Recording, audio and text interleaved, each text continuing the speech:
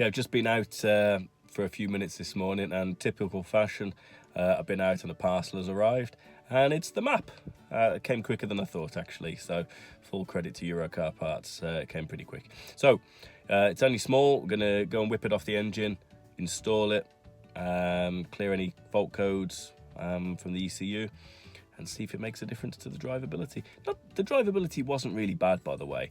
Really subtle misfire on tick over, and ever so slight occasional stumble with the power delivery at low revs. So anyway, let's go and get on with it and replace the part. Whether the part's faulty or not, it logged a code. My detective work led me to think actually it could well be a problem to do with the map, so let's just get it replaced. Smaller than I thought. It's the new map. So the manifold absolute pressure sensor. That's the little bit there that goes in to the manifold, sensing the pressure, sometimes called a boost pressure sensor, but that's the map, and there's your 3-pin plug that goes straight onto it. Let's go and install it.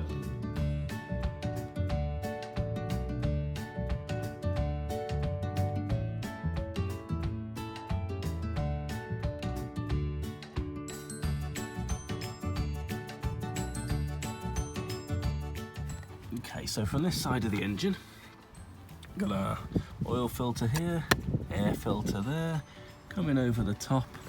If we lift this up and lift this bit out of the way here, that, I believe, is our map sensor. Looks to be the right shape, and it looks like I might just be able to get straight to it and get it done without removing anything else. So let's just see if I can do it. Okay, so let's just see whether we can get... There we go, yes we can. Get straight on it. Don't need to remove anything. Easy peasy. Let's not lose the screw though.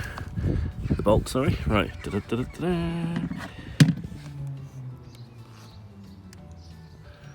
And there we have it. Oh dear. My word. Look at that. It's a good insight into how gross and caked up the inside of my intake manifold is. I was already beginning to wonder about carbon cleaning and how much necessity there is for that. I think that is the beginning of an answer. It may even be a good case for saying that this MAF might not be faulty at all. It was just completely caked up.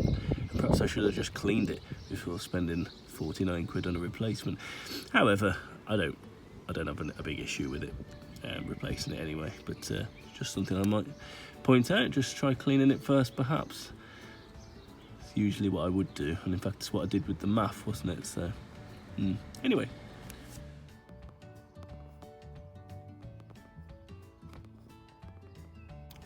pretty grim, isn't it?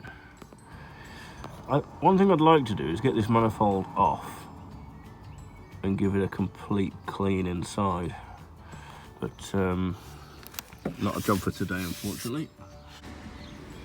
Here's the new one, by the way. Obviously, you'd expect it to look brand new and clean, but I've just had them side by side, and they are beautifully identical. So let's pop him straight back in.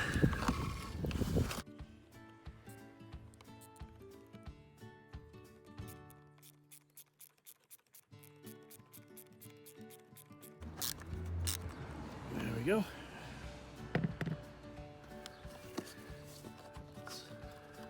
All the way again. Right, should be job done, really. Let's go and clear the codes and start her up. Okay, so I'm back in the car. Now, please don't laugh at my fault code reader. It is about as old as my children, and it is something I've seriously neglected investing in. This was like a 10 quid thing I got, and it was 10 quid about 10 years ago. But it does read basic fault codes, and it will clear them. So let's just not start the car, but let's just turn the ignition on and read the distance trouble codes. So I read them before, and I got I got a fault code of, what was it, P0069, which is something to do with the map, which is what made me think, oh, I've got 3 now, hang on, oh dear. So let's have a look. 1 fault, okay, let's have a look. P0069, there we go. P0069 pending. Oh, and a P0237. Is that because I've just been unplugging things? I'm not sure, I can look that up, can't I?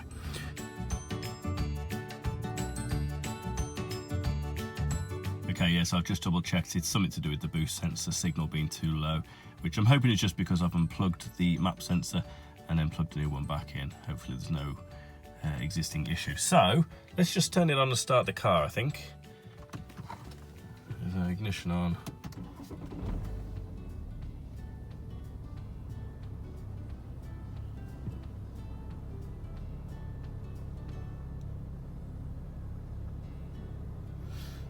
Okay, so car appears to be idling pretty nicely.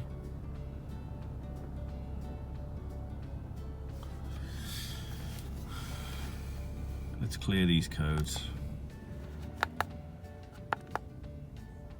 There we go, erase done, just with the engine off. Okay.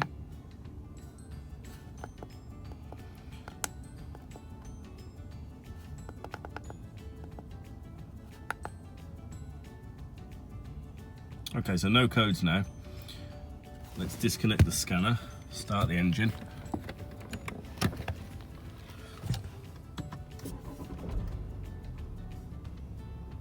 Perhaps I'll give it a quick drive just down the road and back and check the codes again. See you in a sec. Okay, just come back. Let's oops, no, I didn't really want to start the engine, but I suppose it doesn't matter. See if we've got any codes outstanding now with my trusty top of the range scanner.